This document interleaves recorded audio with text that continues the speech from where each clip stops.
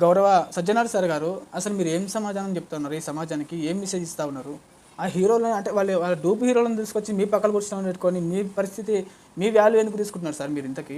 వాళ్ళు ఏం చేసిరని? వాళ్ళు ఏమైనా స్వతంత్ర ఉద్యమంలో పాల్గొన్నారా? వాళ్ళ తల్లిదండ్రులు ఏమైనా పాల్గొన్నారా? తెలంగాణ ఉద్యమంలో పాల్గొన్నారా? లేకపోతే ఈ సమాజానికి ఏమైనా సేవ చేస్తున్నారా? లేకపోతే వాళ్ళ ఆస్తులన్నీ ప్రభుత్వానికి రాసి ఇచ్చినారా? ఏం చేసిరని వాళ్ళని మీ పక్కన కూర్చొని పెట్టుకున్నారు? వాళ్ళు ఏం చేసిరని? ప్రజల రక్తాన్ని తాగుతున్నారు వాళ్ళు కదా. సినిమా టికెట్ల రూపంలో ఆ ఇంటర్వెల్ టైంలో పాప్కార్న్, సమోసా, స్ప్రైట్, నీళ్ళ బాటిలు విపరీతమైన రేట్లకు అమ్మి మన ప్రజల రక్తాన్ని తాగుతున్నారు. వాళ్ళందరికీ వచ్చి మీ పక్కన కూర్చున్నట్టుగా మీదండి మాకు అర్థం కాదు.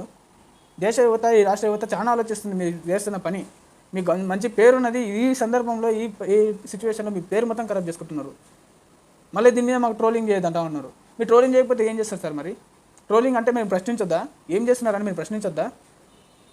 వాళ్ళు ఏం చేసిరని మీరు మీ పరిస్థితి అసలు పోలీసు సీట్లలో వాళ్ళని ఎట్లా కూర్చుని పెట్టారు? వాళ్ళు డూపు హీరోలు, వాళ్ళు అసలైన హీరోలు రైతులు, అసలైన హీరోలు ఈ దేశానికి సేవ చేస్తున్న జవాన్లు. వాళ్ళని ఇప్పుడు అందరికి వచ్చి మీ పక్కన కూర్చుని పెడుతున్నారు సామాన్య వ్యక్తులని. ఒక కోదాడలో ఒక సామాన్య వ్యక్తిని, ఒక దళిత బిడ్డని అక్రమంగా కేసు పెట్టి అక్కడ చంపేసిరు. దాని గురించి మీరు మాట్లాడరా?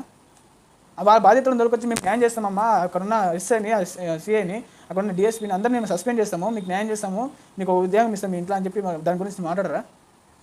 ఎందుకు సామాన్యులు అంటే మీకు ఎందుకు పట్టించరు?